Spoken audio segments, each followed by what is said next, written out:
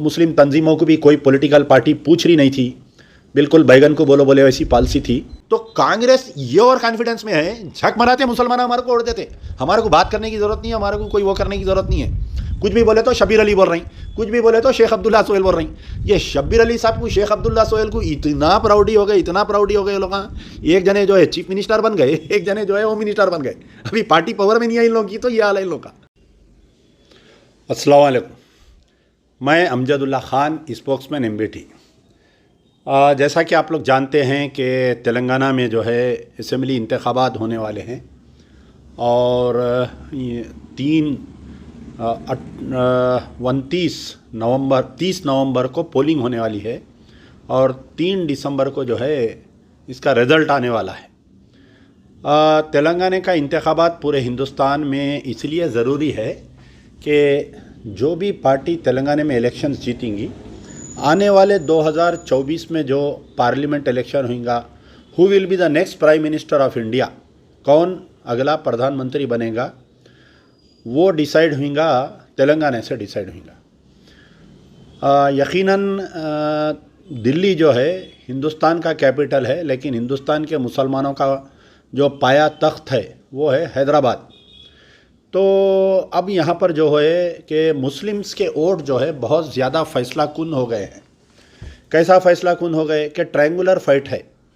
ये अन्ना, राव, रेड्डी, ये तमाम लोगों में वोट डिस्ट्रीब्यूट हो रहे हैं। यानी टीआरएस के सिटिंग एमएलए से ज़्यादातर 95% जो है टीआरएस के सिटिंग एमएलए, बीआरएस के सिटिंग एमएलए है। कांग्रेस के साबिक़ा एमएलए, साबिक़ा मिनिस्टर्स नुमाइंदे बन के आ रहे हैं और बीजेपी है और कुछ हद तक जो है बीएसपी पार्टी भी इसके अंदर हिस्सा ले रही है। और चौथी पार्टी जो है ऑल इंडिया मजलिस इत्तेहादुल मुस्लिमीन है। वो लोग तो ऐलान कर दिए कि हम जो है 7 सीट से बढ़ के नहीं लड़ने वाले हैं। मजलिस बचाओ तहरीक भी कोशिश कर रही है कि कुछ अच्छे उम्मीदवार मिलेंगे तो इंशाल्लाह हम भी इसके अंदर हिस्सा लेंगे। लेकिन अब यहाँ पर यह हो रहा है कि जैसा ही मुस्लिम वोट यानी 2009, 2014, 2018 इलेक्शंस में मुसलमानों के वोट की उतनी अहमियत नहीं थी। यानी तो मुस्लिम तंजीमों को भी कोई पॉलिटिकल पार्टी पूछ रही नहीं थी, बिल्कुल बैगन को बोलो बोले वैसी पॉलिसी थी। और पिछले 8 साल में, मैं ज़्यादा पुरानी बात नहीं, 2014 से अपन बात करेंगे, 2014 से लेके आज की तारीख़ तक जो है हम पहले अपना मुहासिबा करेंगे। अब यहाँ पर जो है कई मुस्लिम तंजीमें हैं, कई सियासी और गैर सियासी तंजीमें हैं। सियासी तंजीमें हैं, मजलिस इत्तेहादुल मुस्लिमीन है, मजलिस बचाओ तहरीक है। गैर सियासी तंजीमें जो है जमात इस्लामी है। अब तामीर मिल्लत तो उतनी नहीं रही, बिल्कुल डिफंक्ट हो गई वो। और दीगर जो सुन्नी उलमा बोर्ड है, अंजुमन क़ादरिया है और यानी जमीयतुल उलमा के 2 शाख है, एक मौलाना अरशद मदनी और एक मौलाना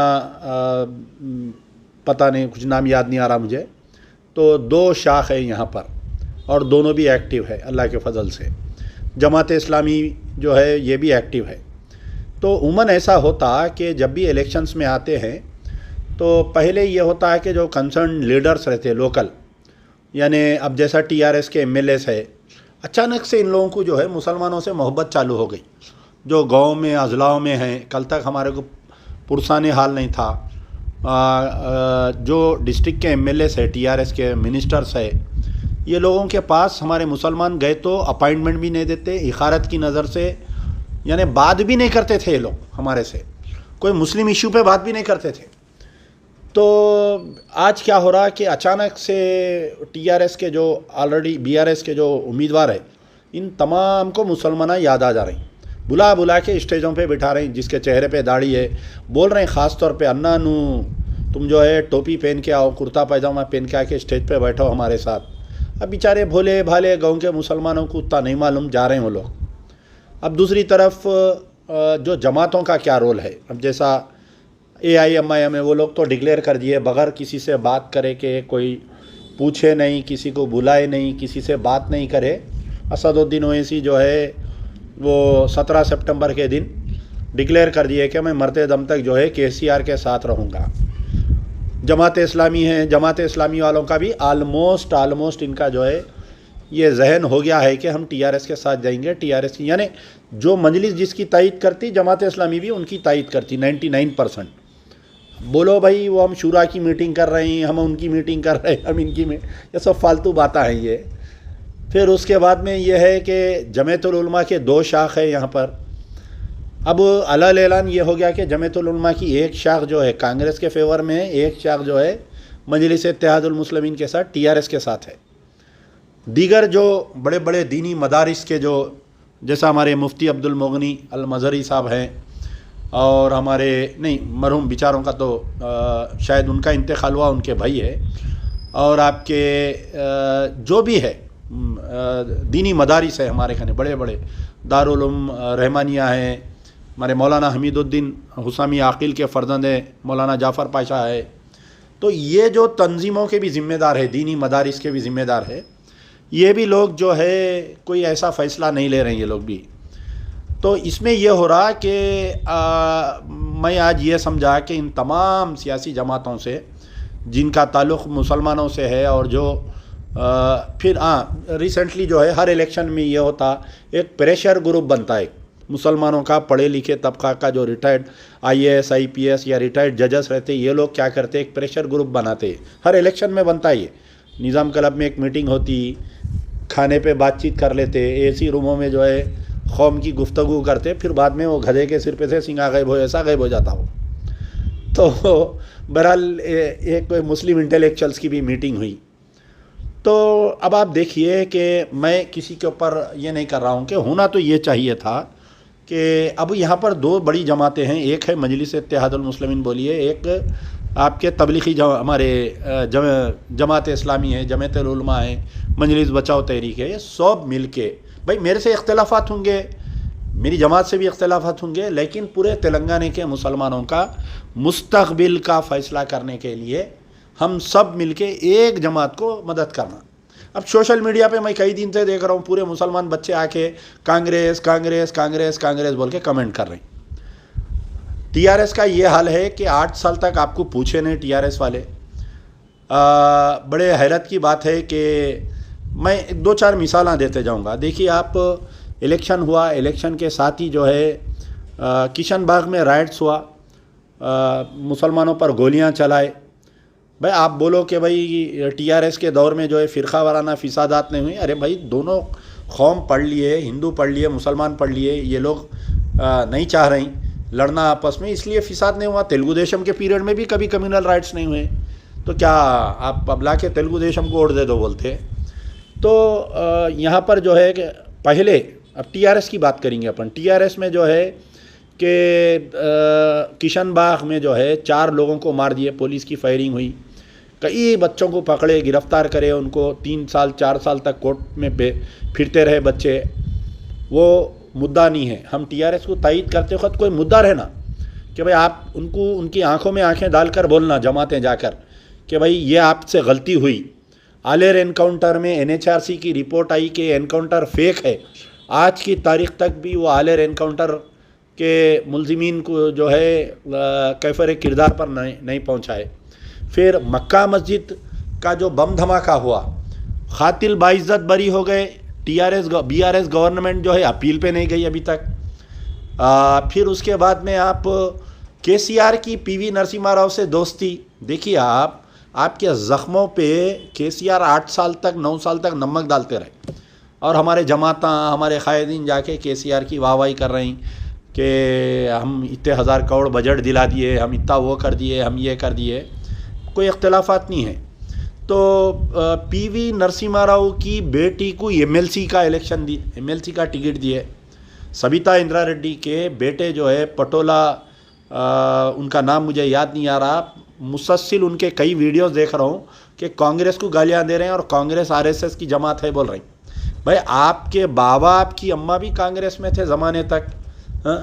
जब पीवी नरसिम्हा राव की बेटी को टिकट दिए तो आप और आपकी अम्मा टीआरएस में खामोश बैठे हुए रहे। आज आपसे मैं सवाल कर रहा हूँ कि क्या हुआ। खैर बाद में उनका पोस्टमार्टम करेंगे, उनके बेटे का, उनका अम्मा का, दोनों का, जाके वहाँ महेश्वरम में। लेकिन अब आप देखिए कि यहाँ पर बात ये है कि पीवी नरसिम्हा राव की बेटी को एमएलसी दिए, पीवी नरसिम्हा राव की 7 साला जश्न मनाए। पूरे डिस्ट्रिक्टों में पीवी नरसिम्हा राव के हर डिस्ट्रिक्ट में बड़े बड़े मूर्तियां लगाए। हाल में निर्मल का जो एमएलए मिनिस्टर है इंदिरा किरण रेड्डी, उन्हें जाके पीवी नरसिम्हा राव के मुजस्समे को इफ्तिदा करके आया उन्हें। तो आप बतलाइए कि केसीआर एक तरफ पीवी नरसिम्हा राव की वाहवाही कर रहे हैं और हमारे हमदर्द कैसा हो जाते। जो भी ठीक है। अब फिर उसके बाद में आपको मैं एक बात बताता हूँ कि बांसवाड़े के जो एमएलए है पोचाराम श्रीनिवास, जो स्पीकर है बांसवाड़े की एक मिसाल दे रहा हूँ। हैदराबाद में तो ये हाल है। हैदराबाद के बाद में अगर सबसे ज़्यादा मुसलमान है तो निज़ामाबाद में है। निज़ामाबाद के एमएलए बीगला गणेश साहब परसों तकरीर में बोल रही कि अगर अल्लाह ताला जो है किसी बंदे को जन्नत में भिजाना चाह रहा तो उन्हें निज़ामाबाद को भिजा देते कहते। तो बहरहाल बहुत गोशों से उसका क्रिटिसिज्म हो रहा है कि भाई आप ऐसा क्यों बोल रही। और वहाँ के एक डिप्टी मेयर साहब जो है तकरीर करते हुए कविता राव को जो है लेके जाके किसी, मैं नाम लेके तकाबुल नहीं करना चाह रहा हूँ कि इतनी पाक औरत है बोल के उनसे लेके जाके मिला दे रही। तो ये क्या हो रहा समझ में नहीं आ रहा मेरे को ये। यानी आप लोग इतने क्यों गिर जा रहे हैं कि बीआरएस को जिताने के वास्ते मुस्लिम तंजीमा अपनी कोई इज़्ज़त रख ले रही, ना मुसलमानों की कोई इज़्ज़त रख ले रही, ना आखिरत का डर रख ले रही, ना जो है आप, ये क्यों हो रहा है ऐसा समझ में नहीं आ रहा मेरे को। बड़े बड़े उलमा, मशाइखीन, तंजीमा, दानिश्वरा, अरे भाई आप ये पूरा 9 साल का असेसमेंट करो यार, क्यों नहीं कर रही बताओ। आप पूछो केसीआर से, आज की तारीख तक भी केसीआर कोई मुस्लिम तंजीम को अपॉइंटमेंट नहीं दे रही। परसों फ़लस्तीन के जलसे में स्टेज पे असदुद्दीन ओवैसी साहब होम मिनिस्टर साहब को बोले, अरे ये जमात इस्लामी वाले आपकी तायद करना चाह रहे हैं, इनको बुलाओ, कल बुला के इनकी तायद ले लो। यानी बिल्कुल ऐसा वो अपने घर में एक आध कोई ड्राइवर को गांव से ला के रखते, अरे क्या है मियाँ उसकी तनख्वाह दे दो, बोलते नहीं। ऐसा स्टेज पे जो है जमात इस्लामी वालों को असदुद्दीन ओवैसी साहब बोले, दूसरे दिन खाने पे गए, तायद का ऐलान कर दिया बोल के सुना मैं, अभी डिक्लेयर नहीं हुआ अभी। तो बहरहाल देखिए आप हमारी कितनी बुरी हालत हो गई। निज़ामाबाद में जो है बीगला गणेश की तकरीर सुनिए। निज़ामाबाद में लास्ट टाइम जो पीवी नरसिम्हा हमारे केसीआर साहब तकरीर करे वो उसको जहन में रखिए, बैठो बैठो तुम्हारे बाप से बात करता हूँ। फिर उनकी बेटी बोले कि परिंदों के ऐसे होते हैं मुसलमान, कभी इधर उड़ते कभी उधर उड़ते। फिर उसके बाद में जो है आपके पीवी नरसिम्हा राव की मोहब्बत का तो बयान कर दिया मैं केसीआर के साथ में। पोचाराम श्रीनिवास साहब, एक फ़ोटो आई देखी आप लोगों को, याद होगा कि कोई मेरा बचपन का दोस्त था, उसका डोले को इन्हों खांदा दिए, हेलीकॉप्टर से गए। लेकिन यही पोचाराम श्रीनिवास की कॉन्स्टिट्यूंसी में जाके मैं जब असेसमेंट करा मैं, तो वहाँ पर एक इंदलवई बोल के एक मुकाम है जहाँ पर कोई 2 मुसलमान लोग खरीदे, खबरस्तान की 3 एकड़ ज़मीन खरीद के क्या करे ये लोग, गिफ्ट करे खबरस्तान के लिए। 2 मसाजिद है वहाँ, दोनों मसाजिद के वास्ते। वहाँ पर जो है वो खबरस्तान की ज़मीन पे वहाँ के कोई SC STs जो है खुला अलल ऐलान प्रेस कॉन्फ्रेंस करके बोले ये हमारे बाप दादा की ज़मीन है, ये बेच नहीं सकते, लोग ख़रीद के कैसा खबरस्तान बनाए, बल्कि मंदिर बना दिया उस पर। तो पूरे गांव के मुसलमान पोचाराम श्रीनिवास साहब कने गए। तो पोचाराम श्रीनिवास साहब ये बोल रही कि मैं बीच में नहीं आ सकता भाई, उन लगा बीजेपी में जाते बोल कर डरा रही। यानी आप नहीं डरा रही, इसलिए आपसे हुक्मरान नहीं डर रही। तो ये पोचाराम श्रीनिवास साहब का हो गया। मुसलमानों को हमारे हरीश राव साहब का हाल चढ़ता, हरीश राव आगे पीछे भाग रहे दाड़ियाँ वाले मुसलमान उनके पीछे। हैरत हो रही मेरे को देख के। इनके साथ उठने बैठने वाले हरीश राव साहब के कारोबारी ताल्लुकात रखने वाले कुरैशी साहब है, हमारे ओल्ड मलकपेट में रहते, सिद्दीपेट के विचारे। उनके 500 जानवर पकड़ लिए, काला जानवर, वाइट भी नहीं, काला जानवर पकड़ लिए। 3 दिन तक कुरैशी बिरादरी वाले जो है डेरा डाल के धरना दिए। तो हरीश राव साहब एक बार लाइन पे आए, जाके फ़ोन करके ये बोले कि छोड़ दो उनका जानवर, बोले उनको जो है एट्रोसिटीज एनिमल एक्ट और पुलिस वालों के साथ बदतमीज़ी करे बोल के 12-13 कुरैशी बिरादरी पे केस बुक करे। तो ये हरीश राव साहब की दोस्ती है। ये KTR साहब जो है ट्वीट खेलते रहते, हर थोड़ी देर को ट्वीट खेलते। मैं चैलेंज कर रहा हूँ KTR साहब जो है, KTR साहब पूरे 9 साल में एक मरतबा बताओ आप, कोई मुसलमान के ताल्लुक से कोई इश्यू पे उन्होंने ट्वीट करे, क्या मैं चैलेंज कर रहा हूँ मैं आप, अरे मामूली सी जो CMRF chief minister relief fund के वास्ते अपीला करते हैं ना अपन, जो कोई अपील करते हैं उसको भी नहीं करते उन्होंने रेस्पॉन्ड। हिंदू केस रहा तो इमीडिएट रेस्पॉन्ड करते, उसको चेक दे देते, PA को बोलते बात करो, बोलते कोई मुसलमान अगर कोई cancer patient, kidney patient, heart patient, मासूम बच्चों को अगर दिल में होल है उनको अगर ट्वीट करे तो जवाब ही नहीं देते उन्होंने। अरे आपकी इज्जत ही नहीं है साहब। ये क्या बोले तो वो मलकपेट में लाके एक IT टावर बना रही, 3 दिन पहले हरीश राव साहब जो है एक स्पीच दे रही, देखे बोल रही कि हमारे जो MP है डॉक्टर रंजीत रेड्डी जो चिवल्ला के MP है, luckiest MP in the India के पूरे MPओं में है, इनके पास जो है 300 कंपनीज आके महेश्वरम में वो चिवल्ला पार्लियामेंट में जो है IT सेक्टर डाल दिए, IT हब डाल दे रही, कौन से की कंपनियां आ गए, बड़े बड़े कंपनियों का नाम ले रहे हैं और बोल रही 35,000 करोड़ का चिवल्ला पार्लियामेंट में जो है इन्वेस्टमेंट आया बोल रही। आप बोल रहे मैं ड्राइवर हूँ, मैं मैकेनिक हूँ गाड़ी का, और आप एक टावर लगा लिए, वो भी इनाग्रेशन हुआ, उसका काम कब होता नहीं मालूम, 10 साल में होता, 15 साल में होता नहीं मालूम। तो बहरहाल TRS का एक मैं ऐसा खाका खींचा मैं पूरा, फीस रिम्बर्समेंट नहीं देने की वजह से जो है कई इंजीनियरिंग कॉलेजेस बंद हो गए, हमारे को उसका शऊर नहीं है। 18 यूनिवर्सिटीज़ है, 18 यूनिवर्सिटी से जमात इस्लामी के हमारे हामिद मोहम्मद खान साहब को MLC की ख्वाहिश, इतनी ख्वाहिश है बेचारों को, इतनी ख्वाहिश है पूछो मत। वो MLC की ख्वाहिश में बेचारे पूरी जमात इस्लामी को लेके जाके TRS में रहन रख दिया उन्होंने। तो बेचारों को 9 साल से कुछ भी नहीं मिला उनको। एक जमात इस्लामी के आदमी को जो है Telangana state public service commission में मेंबर दिए, एक आदमी जो हमारे कौन से खान साहब है, याद नहीं आ रहा नाम उनका, हमारे जो निज़ामबाद से है बेचारे, उनको जो है वक्फ बोर्ड में रुकन दिया उनको। उन्होंने भी खामोश बैठना, वो गांधी जी के 3 बंदरा खामोश बैठते, बुरा ना बोलो, बुरा ना देखो, बुरा ना सुनो, खामोश बैठना वक्फ बोर्ड में, लूटटाम लाट हो रही वक्फ बोर्ड में, उन्होंने खामोश बैठे हुए रहना उन्होंने। वो बेचारे हमारे मोतशिम अली खान साहब बेचारे, तो उन्होंने खामोश है। जमात इस्लामी वाले अपना मफाद देख के पूरे तेलंगाना के मुसलमानों को 2018 में बेच दिए, खामोश बैठ गए। अब वो बेचारे हामिद मोहम्मद खान को कब MLC मिलती नहीं मालूम, कब देते, फिर एक चॉकलेट दे दिया बोल के सुना मैं परसों महमूद अली साहब, नहीं आपके तो पक्का है, आपका नाम बोल दिया बोल के। तो बहरहाल लोग क्या हो रहा नहीं मालूम, अंदरूनी बात है। मैं जमात इस्लामी के तमाम अरकान से मेरी गुजारिश है कि जो भी फ़ैसला होगा जमात इस्लामी का और SIO से ख़ास तौर पे है कि बग़ैर आप लोगों को कॉन्फिडेंस में लिए कि अगर आपकी सदारत फ़ैसला करेंगे तो आप लोग जो है इख्तिलाफ़ात करो, जैसा कर्नाटका में जो है गुलबर्गे में जमात इस्लामी वाले एक की तायद करें तो जाके पूरी जमात गड़बड़ करके फिर खमरुल इस्लाम की अहलिया को तायद कराए, उन्होंने इलेक्शन जीते उन्होंने। तो ये पूरा 18 यूनिवर्सिटीज़ है तेलंगाना में, एक यूनिवर्सिटी पे भी मुसलमान नहीं है वहाँ पर।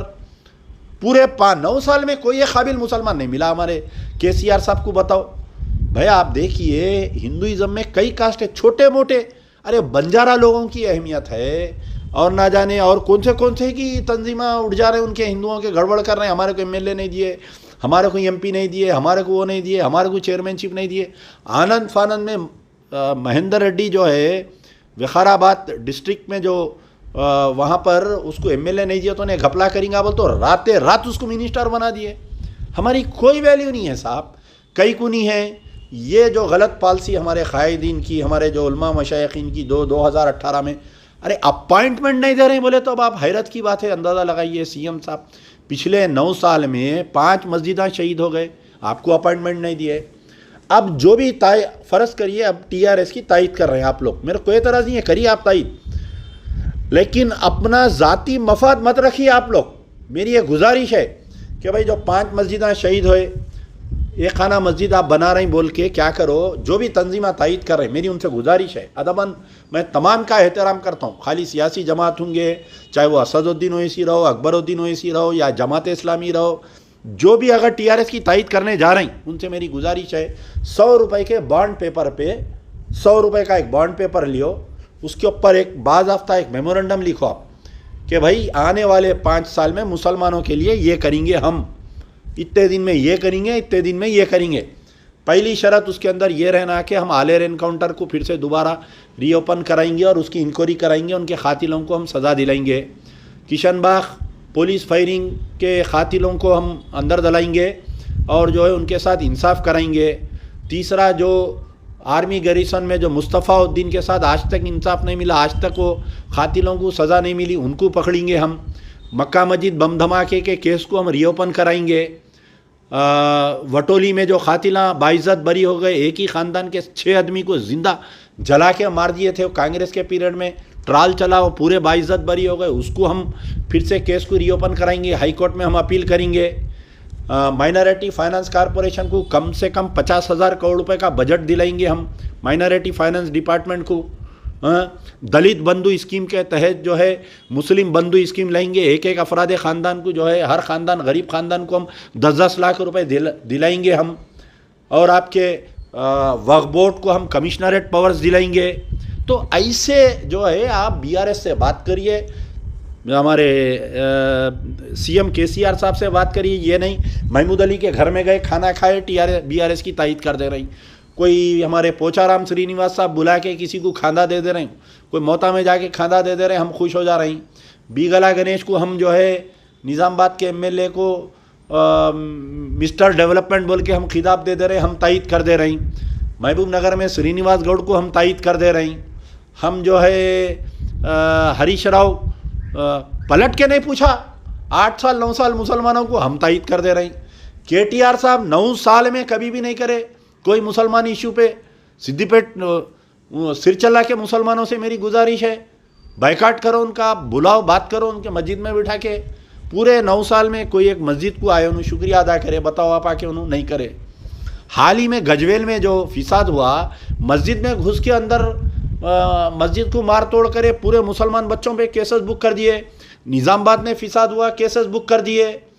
तो जो जमात ने बीआरएस को तायद करने की सोच रही ना, मेरी उनसे अदबन गुजारिश है, 100 रुपये का बॉन्ड पेपर लीजिए, आप लोग लिखाइए, जाओ जाके बात करो, बात करके लिखाओ। आपका दिल बोल रहा है ना भाई तायद करना, करो, मगर कौम के मफाद में रहो आप।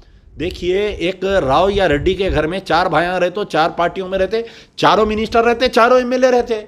अरे उनमें सियासी समझ है, बूझ है, तो हमारे में कहीं को नहीं है, बताइए आप। ठीक है, ये हो गया टीआरएस का। अब आप आइए कांग्रेस का। पूरे सोशल मीडिया पे अचानक जब से कर्नाटका में कांग्रेस जीती, कांग्रेस कांग्रेस कांग्रेस, कई लोग आके कमेंटा कर रहे हैं। भाई मेरे को कई लोग तो मशवरा दे रहे हैं, आप जाके कांग्रेस में ज्वाइन हो जाओ, आप कांग्रेस से लड़ लो, आप कांग्रेस से वो करो। तो अब कई कुछ जमातें ऐसी हैं, जैसा जमीयतुल उलमा की एक शाख है, वो कांग्रेस की तायद में ओपनली आ गए। परसों रिसेंटली जलसा भी कर दिए, कांग्रेस के बड़े लीडरों को बुला के बिठा लिए। फिर आपके कुछ और तंजीमें हैं जो थोड़े बहुत जो उलमा मशाइखीन हैं, इनको कांग्रेस की, जैसा हमारे खाजीपेट की दरगाह के सज्जादे साहब है, उन्होंने पहले वक्फ बोर्ड के चेयरमैन थे, बड़े बड़े मीटिंगां करके कांग्रेस के लोगों को बुला रहे हैं। कांग्रेस का ये हाल है अब फिलहाल, इतना ओवर कॉन्फिडेंस में जा रहे हैं वो लोग, इतना ओवर कॉन्फिडेंस में जा रहे हैं, मेरे को बाज़ वक़्त शर्म आ रही। कई हमारे लोग जाके कांग्रेस के लीडरों से मिलना चाह रहे हैं, हम आपकी तायद करते साहब बोल के, कुछ तंजीमों के लोग जा रहे हैं, मैं नाम नहीं बोल रहा हूँ, मैं डेली वॉच कर रहा हूँ कांग्रेस के गांधी भवन को और उनको। तो रेवंत रेड्डी तो कोई मुसलमान तंजीम से, कोई मुसलमान लीडरों से मिलने के लिए राज़ी नहीं हो। उनके जो एआईसीसी इंचार्ज है मनीकियम ठाकरे साहब, उनको कोई सब्जेक्ट मालूम नहीं, खाली बेचारे बैठे हुए हैं उन्होंने। तो कांग्रेस ये और कॉन्फिडेंस में है, झक मराते मुसलमान हमारे को ओढ़ देते, हमारे को बात करने की ज़रूरत नहीं है, हमारे को कोई वो करने की ज़रूरत नहीं है। कुछ भी बोले तो शब्बीर अली बोल रही, कुछ भी बोले तो शेख अब्दुल्ला सोहेल बोल रही। ये शब्बीर अली साहब को, शेख अब्दुल्ला सोहेल को इतना प्राउडी हो गए, इतना प्राउडी हो गए लोग। एक जने जो है चीफ मिनिस्टर बन गए, एक जने जो है होम मिनिस्टर बन गए।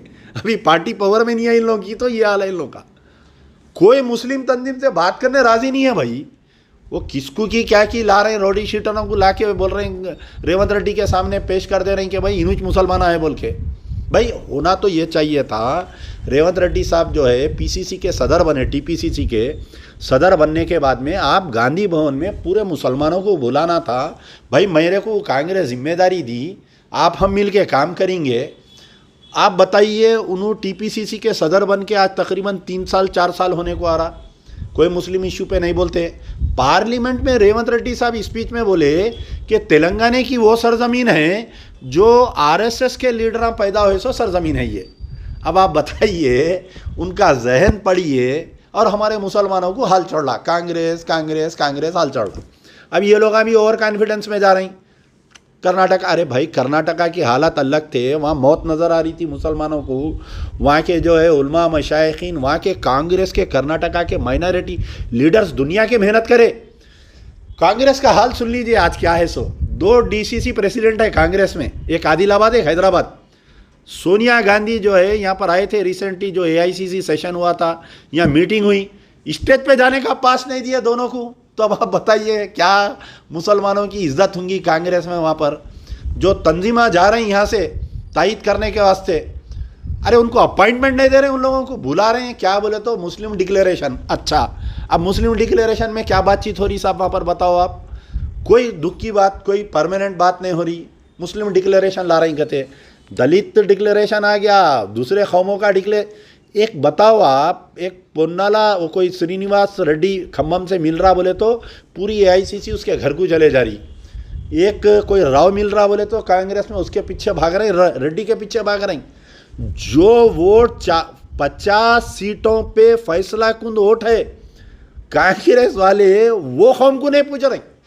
एक कर्नाटका से एक बिचारों को यहाँ पर इंचार्ज बनाए, उन्होंने तो इतना बिचारों को प्राउड आ गया उनको, जैसा कि उन्हीं चीफ मिनिस्टर बन गए। अब यहाँ से कुछ तंजीमा क्या कर रहे हैं, दिल्ली को जा रहे हैं इमरान प्रतापगढ़ी साहब कने।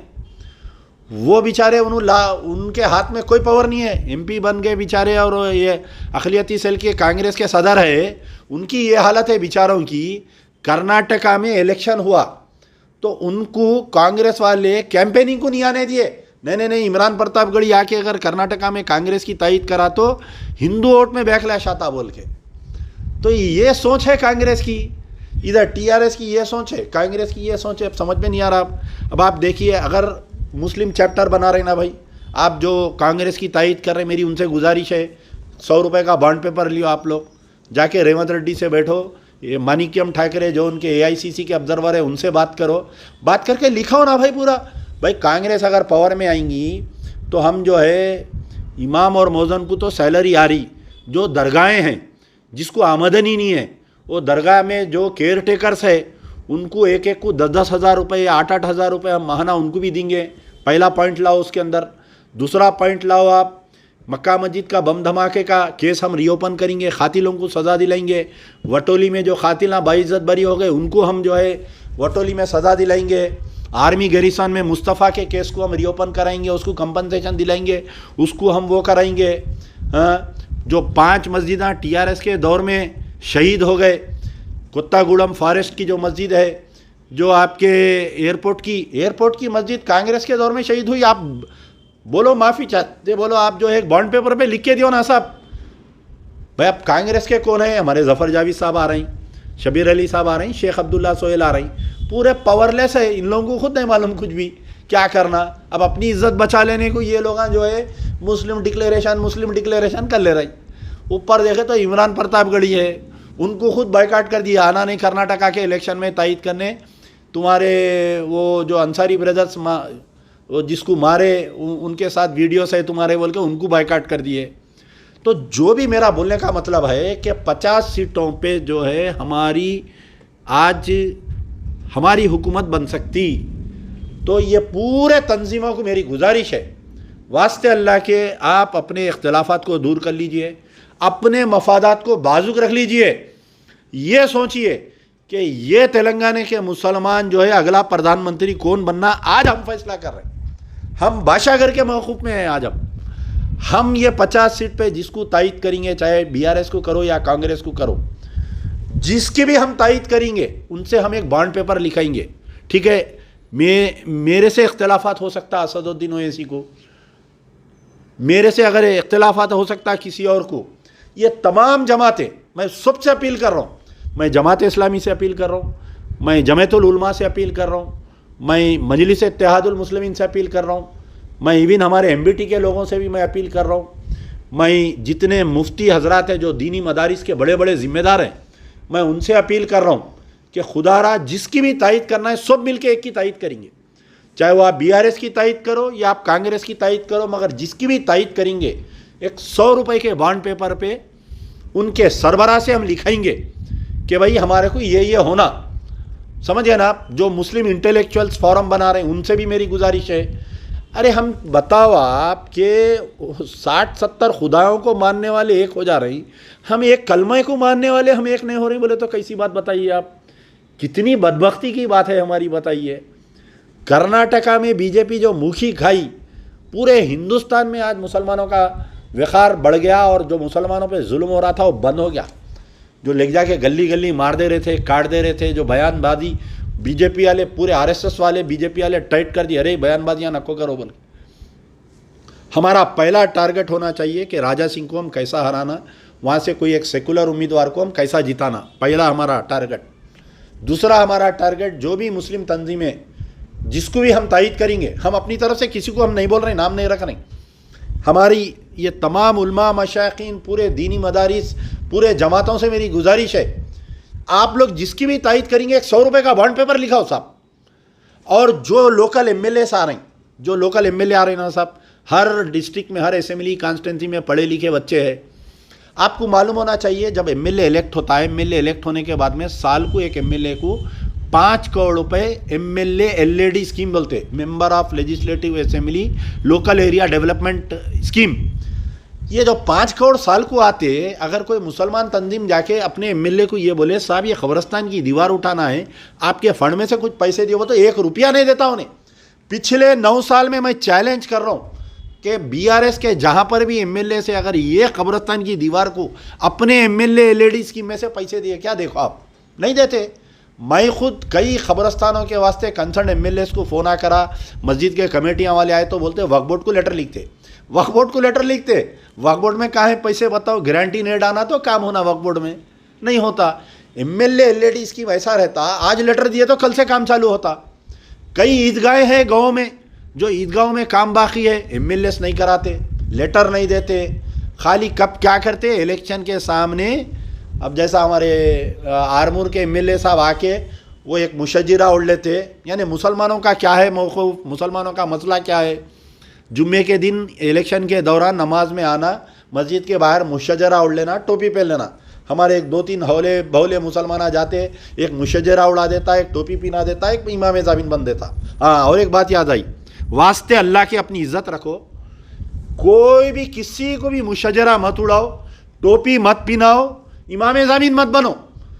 चाहे उन्हें टीआर रेवंत रेड्डी को भी बन रही इमाम ज़मीन, आलो का मेरे को तो ही देख के उन्हें अल्लाह ऐलान बोल रहा पार्लियामेंट में ठहर के कि मैं जो है तेलंगाना की सरजमीन जो है आरएसएस के बानिया पैदा हुए तो सरजमीन है बोल रहे हैं, जाके हमारे लोग उसको बन रही।